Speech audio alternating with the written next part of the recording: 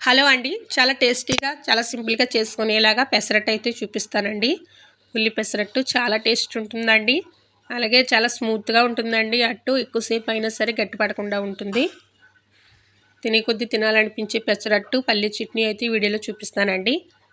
ఇక్కడైతే నేను నైటే నానబెట్టుకున్నానండి. పెసలు మనకి 8 నుంచి 10 గంటలు నానితే సరిపోతుందండి. పెసలు ఇలాగా 4-5 సార్లు కడిగి నానబెట్టుకున్నానండి. మళ్ళీ తెల్లవారిన తర్వాత మళ్ళీ కడుక్కోవాలి 4 సార్లు. ఇక్కడ చిన్న అల్లం ముక్క, 1 స్పూన్ జీలకర్ర, 4 పచ్చిమిరపకాయలు, ఇలా చిన్న గ్లాసు బియ్యం కూడా రాత్రి నానబెట్టుకున్నానండి.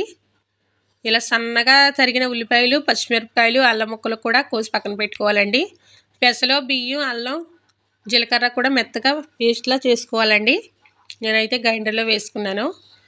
ఇక్కడ మనం ఏ రేకైనా తీసుకోవచ్చండి. నాన్ స్టిక్కే కాదు, ఏ అట్ల రేకైనా తీసుకోవచ్చు. దోశల పెనం పైన వేసుకుని పల్చగా ఉండేలా చూసుకోవాలండి. పిండి ఒక గిట్టు వేసుకుని కొద్దిగా అట్టు అనేది వేగిన తర్వాత సన్నగా తరిగి పెట్టుకున్న ఉల్లిపాయలు, పచ్చిమిరపకాయలు, అల్లం ముక్కలు వేసుకోవాలండి.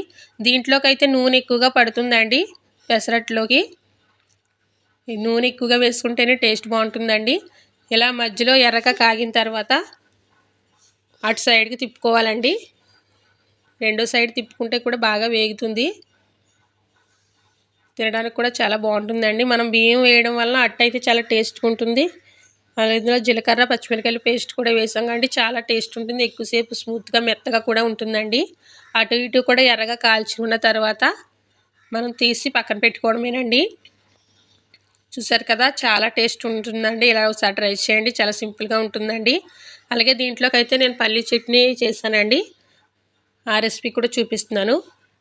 ఇలా మూకుట్లో కొద్దిగా నూనె వేసుకొని ఇలా 4 పచ్చిమిరపకాయలు అయితే ఇలా మధ్యలో విరగదీసుకుని వేసుకోవాలండి. ఇలా లేకపోతే పచ్చిమిరపకాయలు అనేవి పేలిపోయి మొఖం మీదకి వచ్చేస్తూ ఉంటాయి. తర్వాత చిన్న అల్లం ముక్క కూడా వేసుకుని వేయించుకున్నానండి. చట్నీలోకి ఇలా అల్లం అనేది వేసుకుంటే చాలా టేస్ట్ ఉంటుందండి. ఇలా అల్లం కూడా వేగిన తర్వాత గుళ్ళు వేసుకోవాలండి. ఇలా గుళ్ళు కూడా వేగిన తర్వాత ఇందులోనే నేను కొత్తిమీర వేసుకుంటానండి. కొత్తిమీర వేసారంటే పచ్చడి అనేది చాలా టేస్ట్ ఉంటుందండి. కొద్దిగా వేసుకుంటే సరిపోతుందండి. గుళ్ళు వేగిపోయిన తర్వాత ఇలా నేను ఒక చిన్న పిడికిడు కొత్తిమీర అయితే ఇలా కట్ చేసుకుని కడిగి వేసుకున్నానండి. ఇలా వేసుకున్న తర్వాత కొత్తిమీర కూడా కొద్దిగా వేగిన తర్వాత వేపిన శనగపప్పు ఉంటుంది కదండి, పుట్నాల పప్పు, అదైతే 2 స్పూన్లు వేసుకున్నానండి.